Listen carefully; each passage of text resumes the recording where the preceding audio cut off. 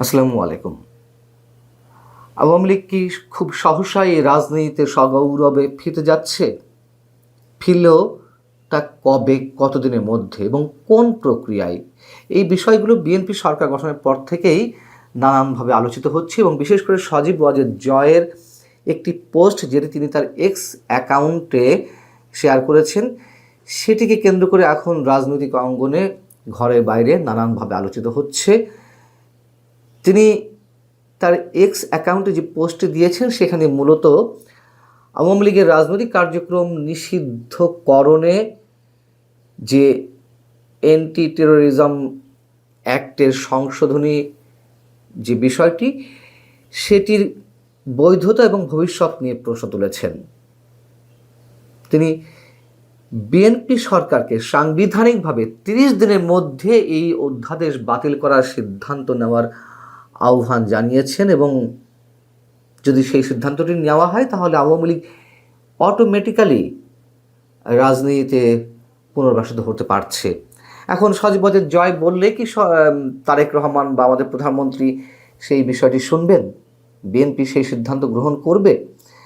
আর যদি এই অধ্যাদেশটি বাতিল হয় সেটি কীভাবে বাতিল হবে, কোন প্রক্রিয়ায় বাতিল হবে, সেই প্রশ্নগুলো নিশ্চয়ই জড়িয়ে রয়েছে। সাবেক প্রধান উপদেষ্টা ডক্টর মোহাম্মদ ইউনূসের নেতৃত্বাধীন যে অন্তর্বর্তী সরকার, সেই সরকার দায়িত্ব পালনের 1.5 বছরে মোট 132টি অধ্যাদেশ জারি করেছে, যার মধ্যে সংস্কার কার্যক্রমে অংশগুলোও রয়েছে এবং এগুলো মূলত রাষ্ট্রপতিকে দিয়ে জারি করা হয়েছে অধ্যাদেশগুলো। এখন সংবিধান অনুযায়ী রাষ্ট্রপতি জারি করা এসব অধ্যাদেশ আইনে করতে গেলে কি করতে হয়? এই অধ্যাদেশগুলো জাতীয় সংসদ যেদিন থেকে বসবে বা জাতীয় সংসদের যে প্রথম অধিবেশন, সেই অধিবেশন বসার 30 দিনের মধ্যে এগুলোকে অনুমোদন দিতে হবে, আইনে রূপান্তর করতে হবে। না হলে এই অধ্যাদেশগুলো স্বয়ংক্রিয়ভাবে বাতিল হয়ে যাবে। এদিকে একথাও তো আমরা জানি যে 132টা অধ্যাদেশ জারি করা হয়েছে ডক্টর মোহাম্মদ ইউনূসের সরকারের সময়। তার প্রত্যেকটি অধ্যাদেশের সঙ্গে বিএনপি একমত ছিল না, তাদের আপত্তির মুখেও অনেক অধ্যাদেশ জারি করা হয়েছে।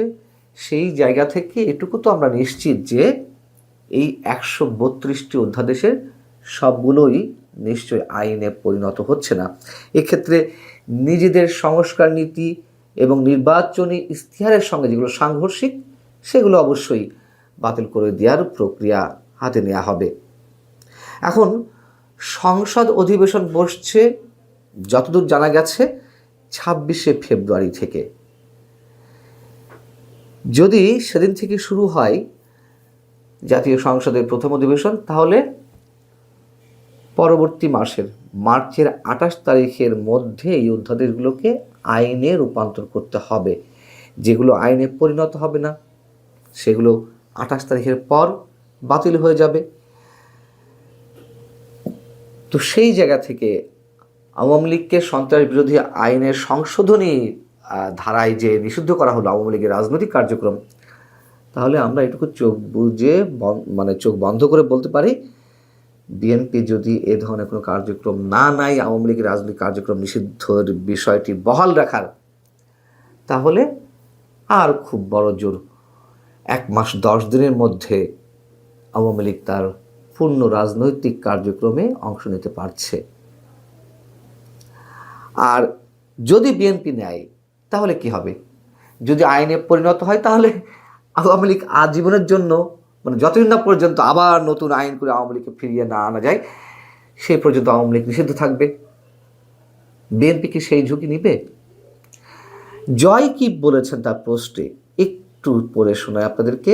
জয় তার পোস্টে এক জায়গায় বলছেন, যদি বিএনপি নেতৃত্বাধীন সরকার এই অধ্যাদেশকে অনুমোদন করে তাহলে এটি অন্তর্বর্তী সরকারের অ্যান্টি টেরোরিজম আইনের অপব্যবহারকে সমর্থন করবে, যা গণতন্ত্রকে ক্ষুণ্ণ করবে এবং আওয়ামী লীগকে রাজনৈতিক ও নির্বাচনী প্রক্রিয়া থেকে স্থায়ীভাবে বাদ দেওয়ার পথ প্রশস্ত করবে। এতে রাজনৈতিক দল নিষিদ্ধকরণের অসাধারণ ব্যবস্থা স্বাভাবিক হয়ে যাবে। তিনি বলছেন, আর অন্যদিকে যদি নবগঠিত সরকার অধ্যাদেশকে অনুমোদন না করে তাহলে এটি অন্তর্বর্তী সরকারের শত্রুতাপূর্ণ দৃষ্টিভঙ্গি থেকে দূরে সরে আসার ইতিবাচক পদক্ষেপ হবে এবং অধিকার সম্মত সংকীর্ণ অ্যান্টি টেরোরিজম ফ্রেমওয়ার্ক পুনরুদ্ধার করবে। এটি মনে করার কোনো কারণ নেই যে বিএনপি এদিকে পা দেবে। আমরা মোটামুটি এই পর্যায়ে এসে এটুকু নিশ্চিত করে বলতে পারি। এবং এটা তো ঠিক যে বিএনপি কখনোই আওয়ামী লীগ একটি নির্বাহী আদেশের মাধ্যমে তার রাজনৈতিক কার্যক্রম বন্ধ থাক বা বন্ধ করতে চায়নি, বা কোনো রাজনৈতিক দলকেও নিষিদ্ধ করতে চায়নি। এমনকি আন্তর্জাতিক বিভিন্ন গণমাধ্যমে দেওয়া সাক্ষাৎকারে তারেক রহমান তিনি নিজে একাধিকবার কথা বলেছেন যে তিনি কোনো রাজনৈতিক দলকে নিষিদ্ধ করার পক্ষে নন। আর যদি তিনি অন্য কোনো রাজনৈতিক দলকে নিষিদ্ধ করার পক্ষে থাকেন তাহলে একসময় বিএনপিকেও সেই ফাঁদে পড়া লাগতে পারে, স্পষ্টভাবে তিনি বলেছেন। এমনকি বলেছেন যে সজীব ওয়াজেদ জয় বা সাইমা ওয়াজেদ পুতুল দেশে মানুষ চাইলে তারা দেশে ফিরে এসে রাজনীতি করতে পারবে।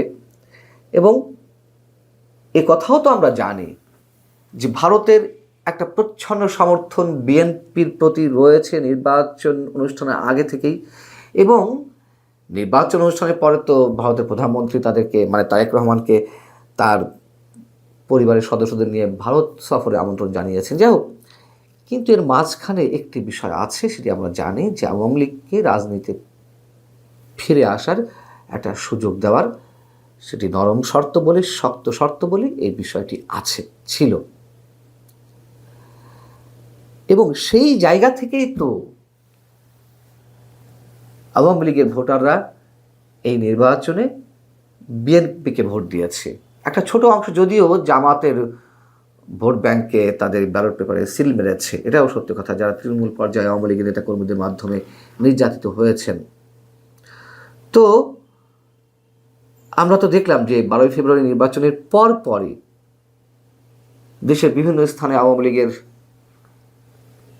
যে কার্যালয়গুলো সেগুলো খুলে যাওয়া শুরু হলো। কোথাও কোথাও বিএনপির স্থানীয় নেতাকর্মীরাই আওয়ামী লীগের অফিস খুলে দেওয়া শুরু করলেন। আবার কোথাও কোথাও আওয়ামী লীগ নেতাকর্মীরা তারা স্বেচ্ছাপ্রণোদিত হয়ে নিজেরাই নিজেদের দলীয় অফিস খোলা শুরু করে দিলেন।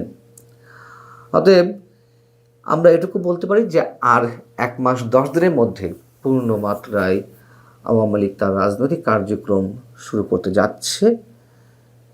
যদিও এর মধ্যে কোথাও কোথাও শুরু হয়েছে, তবে এটি অবশ্যই গণতন্ত্রের জন্য ভালো, অবশ্যই নিঃসন্দেহে।